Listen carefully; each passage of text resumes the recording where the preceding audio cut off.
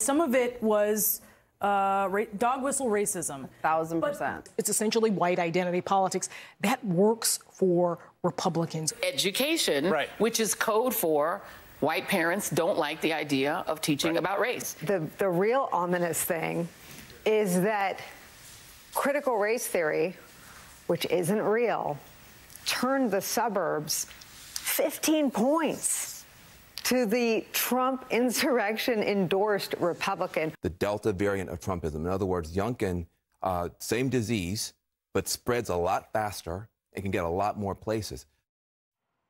While the media is calling voters racist, what they aren't mentioning is Republican Winsome Sears winning in Virginia as lieutenant governor. The era of the lamestream media is over. They are dead and they don't even know it.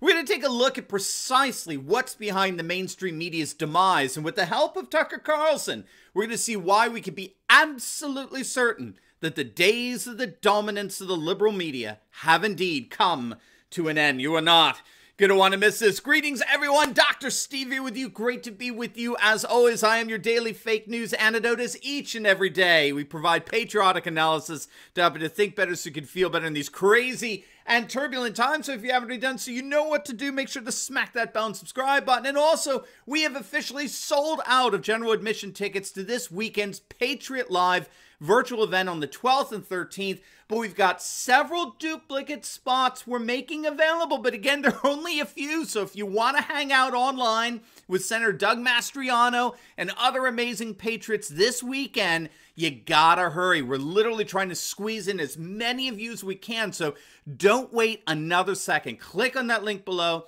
and register for this amazing online conference. It's going to show you how to fight for faith, family, and freedom like never before. I can't wait to see you there. All right, gang, let's dive right in here. We are living in monumental times. And one of the reasons we know that is because we really are witnessing nothing less than the writhing death of a major modern industry. An industry that defined and in many ways held together a globalist age for decades. That is, until now. That very industry, perhaps the most consequential industry of the last century, is disintegrating right before our very eyes, literally. And I'm talking, of course, about the mainstream media. CNN, MSNBC, the news networks, NBC, CBS, ABC, PBS. These are all companies that are dying literally right before our very eyes. It's not simply a matter of ratings. Those are collapsing for sure. But rather, the ratings are indicators of a far deeper disintegration. It's a disintegration of trust. It's a disintegration of relevance and plausibility, all of which is evidence of a mass societal shift away from the old legacy mainstream media and towards a very different conception of news and information that is quite literally causing the legacy media to crumble. Take a look at what Tucker Carlson had to say about it. So let's say you'd made billions of dollars over the years selling Rice Krispie treats to a hungry public. Dentists may have complained about what you were doing, but for you it was always a great business, and you assumed it would go on forever because we always think everything good will go on forever, but it doesn't.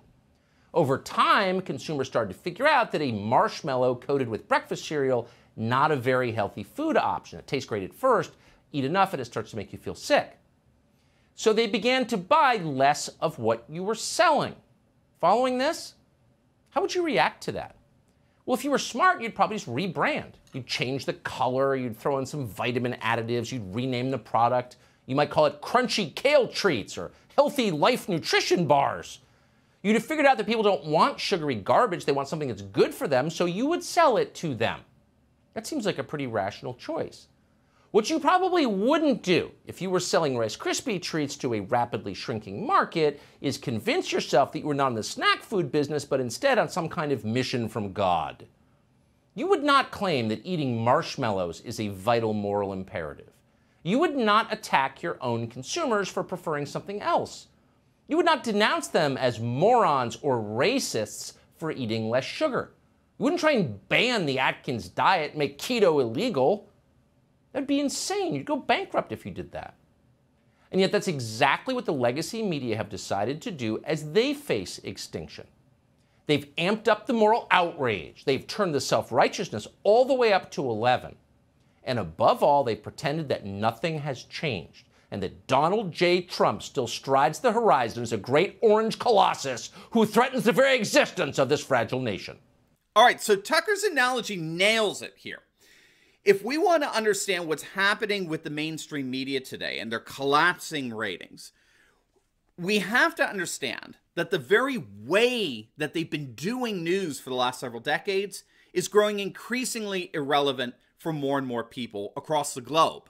And this is because populations around the world are moving more and more away from what's called mass society, mass industrialized society, where the mainstream news media had a total monopoly over information, and where they were seen as the guardians of democracy and democratic traditions. And we're moving instead towards what's called a network society, where information has been dispersed from centralized control and is now available to all of us, literally at our fingertips or in the palm of our hands on our smartphones. And so this massive societal shift away from the old legacy media world to the new independent content creator world is leaving the legacy media in the dust. And rather than adapt and adjust and rebrand, they're doubling down, thus guaranteeing their own demise. Here's a recent sample of cable news coverage in this country. And keep in mind as you watch, every one of these clips was recorded this week. Election officials are growing more fearful for their lives as Donald Trump continues his big lie. President Trump continues to push lies about the election, about election results across the country. Where would we be today if the Trump White House simply listened to the science? Trump wants to overturn the next election. He wants to overturn the last one. He wants to limit voting and overturn elections at the state level. Mitch McConnell and Kevin McCarthy denounced the insurrection, denounced Donald Trump. As President Trump has found a surprising new platform to spread the big lie. I mean, the thing with Trump is always bad for democracy. It has metastasized much far beyond President Trump, right? From multiple sources. I hear you there. However, the original cancer was President Trump. What a freak show. No wonder nobody watches. Who would watch that? But listen to what they're saying. Trump wants to overturn the next election, screams the pudgy midget. They all do. Okay, got it. But the fact is that Donald Trump is no longer the president of the United States. He's golfing right now in Florida. Good for him. How about covering what's happening in America right now? Ton of change. Maybe you could explain it to us or even tell us about it. Nope. They refuse. And they refuse because they are caught in an earlier age. They can't adjust to a new reality. It's depressing when you think about it. That's going to be all of us someday. It's certainly very sad for them. Just a few years ago, hosting a Sunday show on television was considered a very big deal, especially in Washington. Now, nobody cares. It's irrelevant. Imagine if you were the host of one of those shows. Chuck Todd doesn't need to imagine he is the host of one of those shows. He spent his entire life trying to get this gig, only to discover once he got it that it's not worth having. No wonder he seems so bitter and fragile. Here he is earlier this year. This was started when the mainstream media dropped any pretense of being unbiased and actually chose sides during this election. This fire was started when you completely ignored, for example, our investigation of Hunter Biden. You know, no evidence of wrongdoing there, and now we find out after the election, no, there is a fair amount of evidence to the point that we have a real FBI investigation. Senator, so all right, I've had enough of hearing this. Listen, I've had enough of this too. It's the Senator, bias in the media that has created a situation where Republicans and conservatives do not trust the mainstream media, and that is what has destroyed the credibility of the media and our institutions, and really the destruction shaken confidence of in the this election result. So I didn't start this. Senator, I've had enough. Chuck Todd literally can't even bear to listen to someone criticize the American news media. Oh, but he has to now. Settle down, Chuck. No one is interested in what you think anymore. Your moral authority is long gone, along with your relevance. You're shouting into the void. They all are. Shouting into the void. I love it. That is without a doubt what is so pathetically pitiful in watching all of this. With all of this ridiculous virtue signaling, the media continues to act like they have legitimate moral authority over our society. There was a time when they most certainly did. The media had what scholars call agenda-setting legitimacy, where they framed the issues of the day with a narrative that had enormous influence on how mass populations viewed the world. But those days are over. They're gone.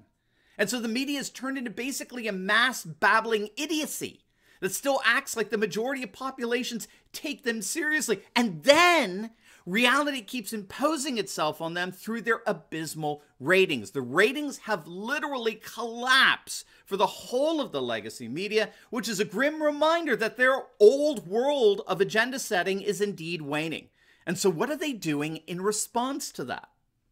So the mainstream media, having failed to come to terms with the fact that our world is moving away from a mass society towards a network society, now they've reduced themselves to becoming the chief advocates for censorship in a bid to hold on to the monopoly of information that they had in a bygone era. An era where the media was ironically seen as the guardians of democracy and democratic traditions.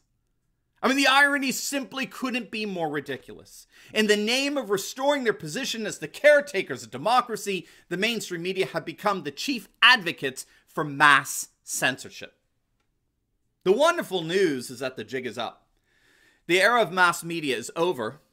A new network society made up of dispersed information, curated content creation is upon us. And there's nothing, absolutely nothing, that the dying legacy media can do about it. Now, before you go, you will definitely want to check out my latest video on the media meltdown over the humiliating losses suffered by the Democrats in the last elections. It's going to absolutely make your day. So make sure to click on the link, and I will see you over there. God bless.